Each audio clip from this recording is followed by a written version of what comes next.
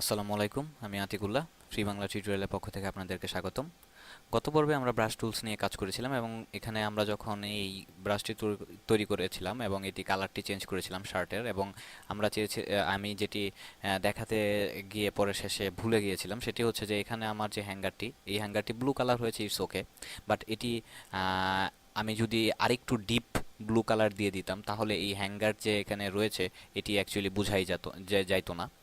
তো এরকমভাবে পরবর্তীতে চাইলে আমরা সেটি এই শার্টের পুরো অংশটিকে কেটে অন্য জায়গায় নিয়ে সেট আপ করতে পারতাম। তো সেই হিসেবে আমরা ব্রাশ টুলসটির কিভাবে কাজ টাজ করতে পারি সেটি সম্বন্ধে আজকে আলোচনা করব।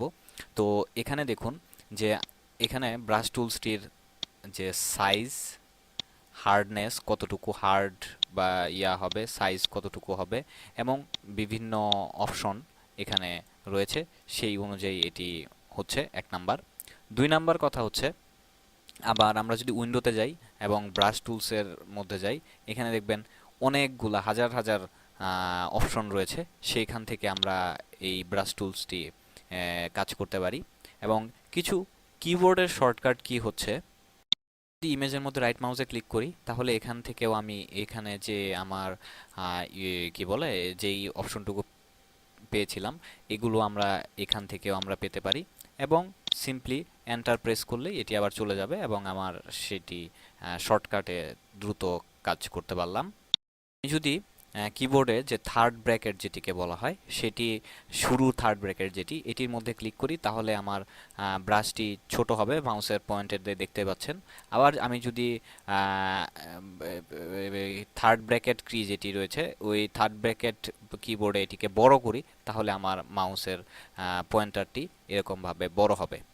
এবং আমি যদি এটার ডেপথ, মানে কি বলে, হার্ডনেস বাড়াতে চাই তাহলে যেটি করতে পারি, শিফটের মধ্যে টিপ দিয়ে ওই একই কথা, যে আমার থার্ড ব্র্যাকেটের শুরুটি যদি দেই তাহলে আমার এটি দেখুন এবার মানে হালকা হয়েছে। আবার এটি যদি আমি প্লাস দেই তাহলে এবার দেখুন এবার এটি আমার গাঢ় হয়েছে। তো এভাবে আমার হার্ডনেসটা বাড়াতে কমাতে পারি, শিফট থার্ড ব্র্যাকেট শুরু বা থার্ড ব্র্যাকেট শেষ দিয়ে বাড়াতে বা কমাতে পারি। এটির মাধ্যমে আমার এখানে দেখতে পাচ্ছি যে আমার 300 হয়েছে হার্ডনেস, ব্রাশের সাইজ। তো সেভাবে আমরা এটি বুঝতে পারি। বাট এছাড়া আরেকটি যেটি অপশন রয়েছে, যে আমি শিফট এবং অল্টার প্রেস করে আমি যদি কাজ করি, ওয়েট, তো এখানে অল্টার শিফটের ব্যাপারটি এখানে হচ্ছে না, আমি ঠিক বুঝতে পারছি না। তো আমি আরেকটি যে ব্যাপারটি দেখাতে যাচ্ছি সেটি হচ্ছে, আমি যদি শিফট চাপ দিই, দিয়ে তারপরে এবার যদি উপরে নিচে নেই তাহলে তারপরেও দেখবেন এটি হচ্ছে না, এবং এটি সরল রেখা বরাবর, এবং শিফট চাপ দিয়ে ধরুন আবার এখানে আসলাম, আবার এখানে আসলাম, মানে সরল রেখা বরাবর আপনার যদি পেইন্ট করা দরকার পড়ে তাহলে আপনারা এইভাবে করতে পারেন। এবার আমি এখানে মিনি ব্রিজ থেকে এই একটি ইমেজ এবং এই একটি ইমেজ, দুইটি ইমেজ সিলেক্ট করে ওপেন ফটোশপ, এখানে দেখুন যে এই যে ফটোশপ এবং load this file with layer click করলাম। তো একই ইয়াতে দুইটি একই লেয়ারে দুইটি লেয়ারে দুইটি ছবি একই ট্যাবের মধ্যে ওপেন হলো। এবার আমি আমার গ্রেডিয়েন্ট মেনুটি এখান থেকে সিলেক্ট করলাম, এবং গ্রেডিয়েন্টে আমি প্রথমে কাজ করার ক্ষেত্রে কন্ট্রোল ডি দিলাম, এবং এখান থেকে একটি সরলরেখা টানলাম শিফট চাপ দিয়ে সমান সমান। তো এখানে আরেকটি কাজ আমি ভুলে গেছি, সেটি হচ্ছে যে এর আগে যেটি করতে হবে, যে এখানে আমি একটি মাস্ক অ্যাড করলাম। এবার কন্ট্রোল মাস্ক অ্যাড করে এবার এখানে কন্ট্রোল ডি দিলাম, এবং এবার আমি শিফট চাপ দিয়ে সরলরেখা টানলাম। এবার দেখুন আমার যে নিচের যে ছবিটি ছিল, নিচের ছবিটি এবং উপরের ছবিটি, এই যে এটা হচ্ছে আমার নিচের ছবি আর এটি হচ্ছে আমার উপরের ছবি।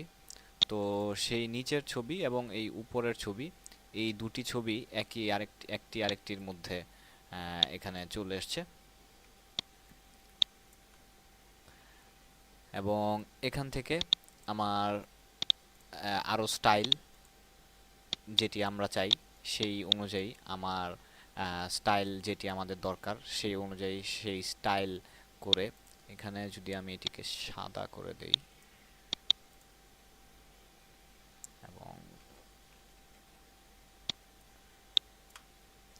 তো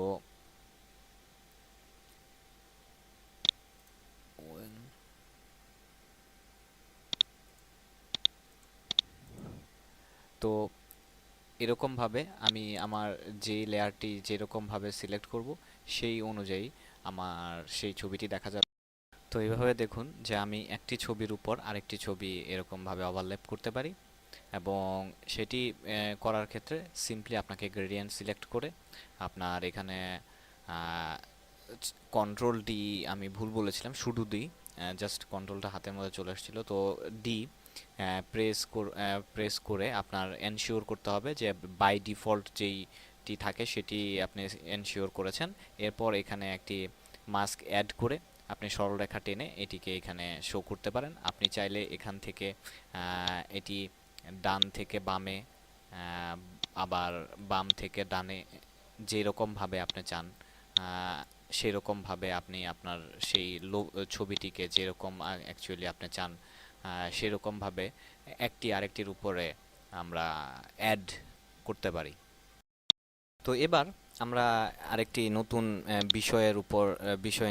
বিষয়ে চলে যাচ্ছি। সেটি হচ্ছে যে ধরুন আমার এই ইমেজটি রয়েছে। তো এই ইমেজের মধ্যে আমরা আমার বিগত টিউটোরিয়ালগুলোতে অনেকবারই এই অ্যাডজাস্টমেন্ট লেয়ার নিয়ে কাজ করেছিলাম এবং এখানে অনেক কিছু আমি সিলেক্ট করে আপনাদের কালার টালার চেঞ্জ করানো যায় সেই ব্যাপারটি অলরেডি হয়তো আপনাদের দেখে ফেলেছেন আমার পূর্বের টিউটোরিয়ালগুলো থেকে। তো এখান থেকে আমার যে কাজগুলো করে যায় সেটা তো অলরেডি কিছুটা হলেও আপনাদের আইডিয়া হয়েই গেছে, কিন্তু আমরা যদি চাই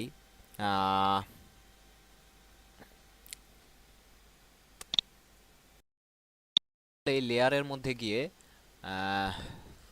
নিউ অ্যাডজাস্টমেন্ট লেয়ার এবং এখান থেকে আমি আমার যে লেয়ারগুলো দরকার সেই লেয়ারগুলো আমরা সিলেক্ট করে নিতে পারি। তো ধরুন আমি এখান থেকে ব্ল্যাক অ্যান্ড হোয়াইট, ওকে, এখন আমার এই ইমেজটি ব্ল্যাক অ্যান্ড হোয়াইট হয়ে গেছে। তো এখান থেকেও আমি সেই কাজগুলো করতে পারি। আবার আমি এটিকে কন্ট্রোল জেড দিয়ে পূর্বের অবস্থায় ফেরত গেলাম। এখানে দেখুন ইমেজের মধ্যে যে আমার কই কই কই অ্যাডজাস্টমেন্ট এবং ব্ল্যাক অ্যান্ড হোয়াইট, ওকে। তো এবার আমি এটি ব্ল্যাক অ্যান্ড হোয়াইট করলাম। আমার এই লেয়ারের অ্যাডজাস্টমেন্ট আর ইমেজের অ্যাডজাস্টমেন্ট এই দুটির মধ্যে পার্থক্য আমি বুঝাতে যাচ্ছি। যে এবার দেখুন এবার যখন আমি এখান থেকে এটি করেছি এখানে আমার লেয়ারের মধ্যে কোনো কিছু চেঞ্জ হয় নাই এবং এটি আমার পুরোটি ওইরকম হয়ে গেছে। এবং এবার যদি আমি এটিকে সেভ করি তাহলে ইন ফিউচারে আমি যদি চাই যে আমি না এবার সাদা কালো না আমার আগের অবস্থায় ফেরত নিয়ে আসবো, সেটা কিন্তু পসিবল না। তো আমি কন্ট্রোল জেড দিয়ে আগের অবস্থায় ফেরত আসলাম যেহেতু আমি এখনও এটিকে সেভ করি নাই। তো এই পর্যন্ত এখানে নিয়ে আসলাম। আর লেয়ার থেকে যদি আমি এই আমার কই গেল নিউ অ্যাডজাস্টমেন্ট লেয়ার, এগুলো থেকে আমি কোনো লেয়ার অ্যাড করি অথবা এটি আর অ্যাকচুয়ালি এটি, তো এখান থেকে যদি আমি আমার কোনো কিছু অ্যাড বা ডিলেট করি, ফর এক্সাম্পল এটিকে আরেকটু করলাম, তো এখানে দেখুন আরেকটি লেয়ারের মধ্যে আমার সেটি হয়েছে, যার ফলে ইন ফিউচারে আমি যদি মনে করি যে এটিকে আমি আর একটু চেঞ্জ করব বা ইন ফিউচারে আমি যদি মনে করি না আমার আগের অবস্থায় ফেরত নিয়ে আসবো, তো সেটিকে আমি এখান থেকে যদি রিমুভ করে দেই বা আবার এডিট করি তাহলে সেটা করার মতো এবিলিটি আমার থাকতেছে। তো সেই হিসেবে আমার এই অ্যাডজাস্টমেন্ট লেয়ারটি যথেষ্ট পরিমাণে কাজে দিচ্ছে। এবং এই অ্যাডজাস্টমেন্ট লেয়ারগুলোর মধ্যে এখানে ফর এক্সাম্পল আমি প্রথমে এটিকে দিয়ে বুঝাই যে এটি নিয়ে আমরা ওই শার্টের টিউটোরিয়ালটির মধ্যে দেখেছিলাম যে এখান থেকে আমরা চাইলে আমাদের ইচ্ছা মতো এগুলো কালার চেঞ্জ করতে পারি এবং এখানে কিছু অলরেডি করাই আছে আমরা সেগুলো চেক করে সেই অনুযায়ী কাজগুলো করতে পারি। এবং আপনি যদি চান আপনার মন মতো একটি এখান থেকে করলেন, করে এখানে সেভ সিচুয়েশন প্রেজেন্ট এটি প্রেসেট, এটি যদি আপনি সেভ করতে চান তাহলে সেভ করতে পারেন, আবার লোড করতে চাইলে লোড করতে পারেন। তো এরকমভাবে আপনি সেটিও আমরা ইচ্ছা করলে করতে পারি। তো এরকমভাবে অ্যাকচুয়ালি আমাদের ছবির মধ্যে ইফেক্ট বসানোর জন্য এরকম লেয়ার লেয়ার করে এখানে অনেকগুলো রয়েছে।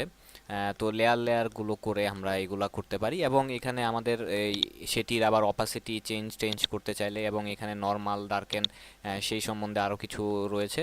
এগুলো নিয়ে আমরা আস্তে আস্তে বিস্তারিত আলোচনা করব, কিন্তু আজকের পর আমি আমাদের অ্যাডজাস্টমেন্ট লেয়ার আর অ্যাডজাস্টমেন্ট মেনু এই দুটির মধ্যে থেকে পার্থক্যটি আপনাদেরকে বোঝালাম।